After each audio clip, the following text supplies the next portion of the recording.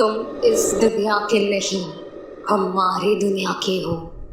आओ, लौट चलो हमारे साथ। आओ। कुछ साए ऐसे भी। टुआटारा ओरिजिनल्स प्रेजेंट बंद कमरा, रिटन बाय पूजा लोहानी। मम्मा, मुझे दादाजी के पास रहना है। आप लोग समझो ना प्लीज़। बेटा, रहने दे रोहन को यहीं। कुछ दूर शहर के सुपौल सेकेंडरी हायर स्कूल में दाखिला दिलवा। अच्छी शिक्षा और संस्कार दोनों देंगे इसे। इस पर 7 साल का नन्हा रोहन खुशी से बोल पड़ा। और सुबह वॉक के बाद दादू के साथ मेरी फेवरेट वाली जलेबी भी मिलेंगी ना। और इस तरह 2 वॉकिंग पेरेंट्स का एक लौता तारा अपने प्यारे दादा दादी के साथ बिहार के एक छोटे से शहर सुपौल के नज़दीकी गांव पिपरी में ही बस गया। अपने दादाजी के साथ रोज वो 30 मिनट की वॉक और किशोर अंकल की गर्मा गर्म जलेबियाँ खाना, फिर घर आकर दादी से डांट सुनना, ये सब तो मानो रोहन की रोजमर्रा की जिंदगी का हिस्सा ही बन चुका था। शहर के उस बड़े स्कूल में दाखिला करवा वो अपनी पढ़ाई भी साथ ही साथ पूरी करने लगा। दादाजी का सबसे दुल्हारा था उनका पोता। एक बार जुलाई के बदलते मौसम में उनके चांद को थोड़ा जुकाम क्या हो गया। दादी को किनारे बेच बिल्कुल बच्चों की तरह हड़बड़ाहट में बगीचे से तुलसी की 10-12 पत्तियां तो आंगन में काढ़ा बनाने के लिए खुद ही बैठ गए थे।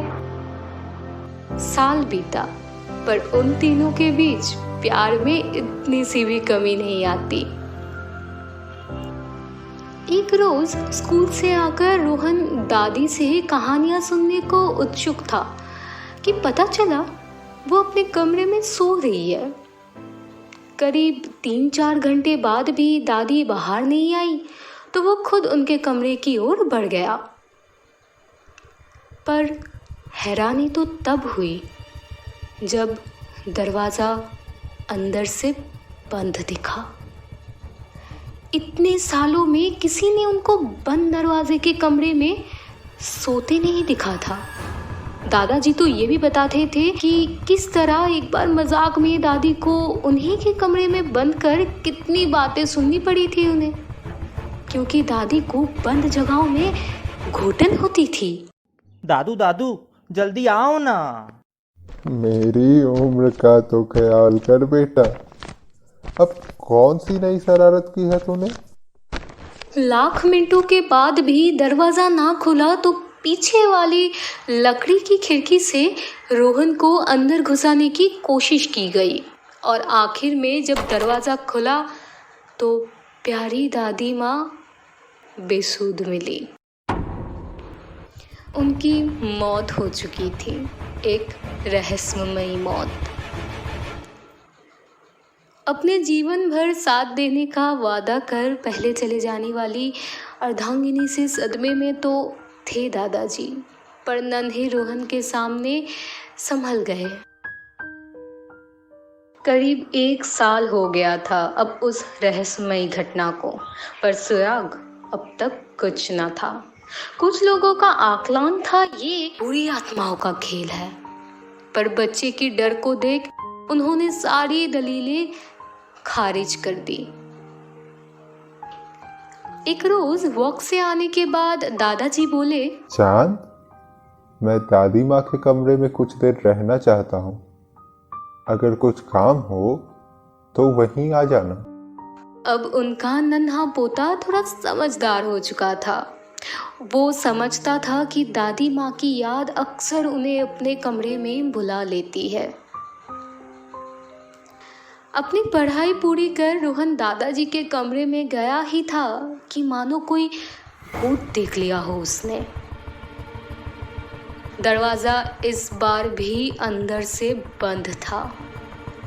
पीछे वाली खिड़की से कमरे के अंदर कैसे घुसना है ये तो अब समझ चुका था, पर उसके प्यारे दादू की भी रहस्यमयी मौत ने उसे अंदर से तोड़ दिया था। दादू, दादू उठो ना, आपका आपका चांद आपको बुला रहा है। दादाजी, दादू। उसकी हजारों चीख के बाद भी दादू तो नहीं उठे, पर पूरे गांव में हल्ला मच गया। शहर से उसके मम्मा पापा आए सारी अंतिम क्रिया करने। कुछ रिश्तेदारों और आपस की बात से ये निर्णय हुआ कि रोहन अब समझदार हो चुका है, उसे बोर्डिंग स्कूल में डालना ही सही रहेगा। वक्त बीतता गया, रोहन के 12th का एग्जाम भी हो गए और एक अच्छे कॉलेज में दाखिला भी मिल गए। पर बीतते वक्त में एक चीज जो सुपौल के पीपड़ी गांव में ही रह गई, वो थी रोहन की खुशियाँ, उसके सपने। 7 साल का वो बच्चा जो अपनी दादी माँ की कहानियाँ जिंदगी भर सुनना चाहता था, अपने दादाजी के साथ सुबह की वक्त के बाद गर्मा गर्म जलेबियाँ जिंदगी भर खाना चाहता था, वो सब कहीं पिपड़ी के उस 2 मंजिले मकान पे ही थम सा गया। पर दुख की बात तो ये थी कि पैसों की चाह में उसे खुद के पेरेंट्स भी ये अहम बात समझ ना सके। रोहन बेटा, पैसों की अगर ज़रूरत हो तो बता देना, मम्मा पापा हैं।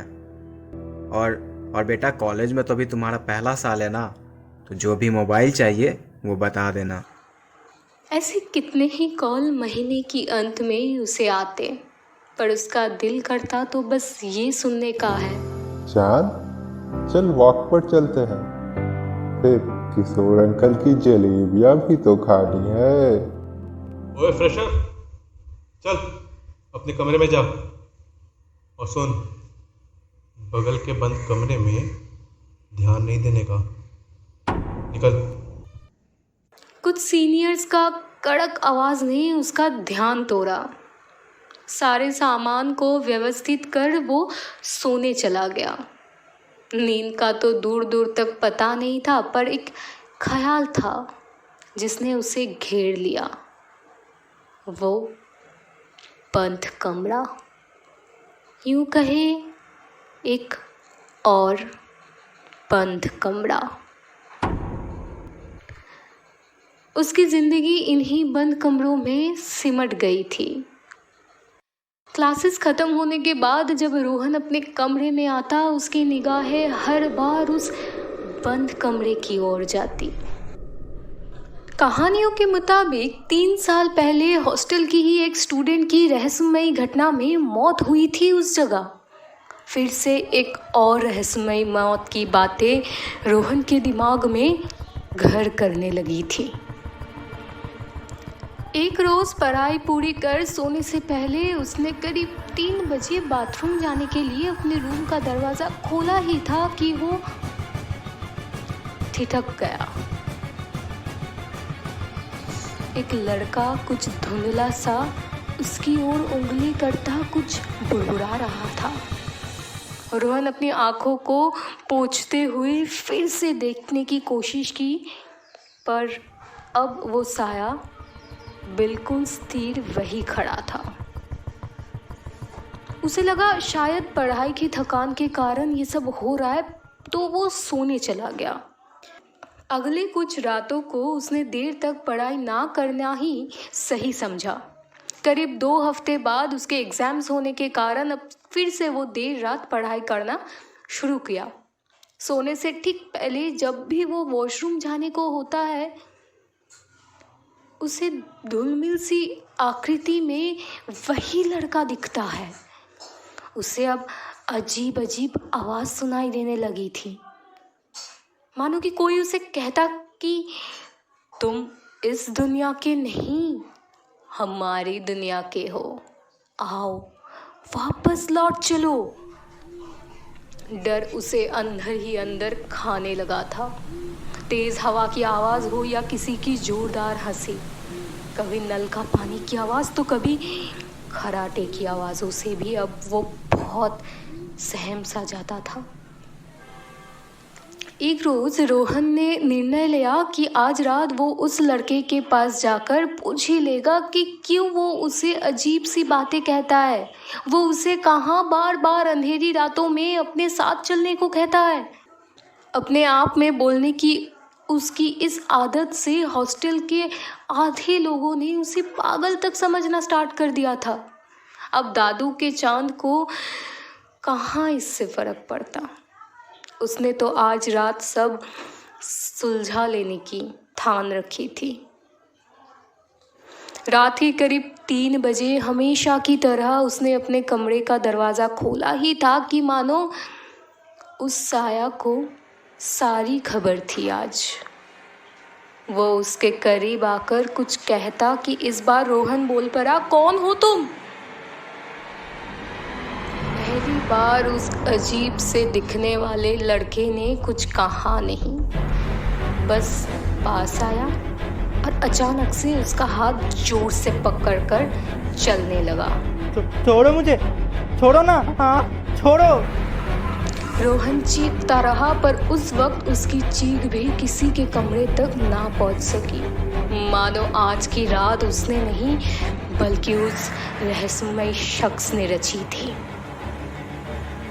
काफी देर अपनी पूरी ताकत फूंक देने के बाद अब रोहन की आंखों के सामने कुछ अंधेरा छाने लगा, जैसे उसकी पूरी ऊर्जा किसी ने निचोड़ ली हो उस लम्हे में। सर, आपको होश आ गया? आप 2 दिनों से बेहोश थे। अच्छा हुआ आपके दादाजी ने वक्त पर यहाँ पहुँचा दिया आपको। काफ़ी कोशिशों के बाद उसे बस इतना याद आया कि बेहोश होने से पहले मानो उसे किसी ने कहा था, चांद, मैं हूं ना, तू डर मत। दादाजी। वो भाग के उस नर्स के पास पहुंचा और बोल पड़ा, सिस्टर, मेरा दादू कहाँ है? बोलो ना। पता नहीं, उन्होंने बस रजिस्टर के काउंटर पे नेम और एड्रेस लिखा था आपको एडमिट करते वक्त, और फिर तो वो दिखे नहीं। रोहन अब भागकर काउंटर रजिस्टर देखने को गया, जहां उसे नाम में चांद के दादू और एड्रेस में पीपड़ी सुपौल दिखा।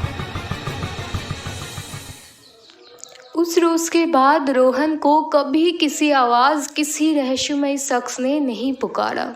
मानो इस चांद के लिए उसके दादू किसी कवच की तरह हमेशा उनके साथ रहने लगा हो।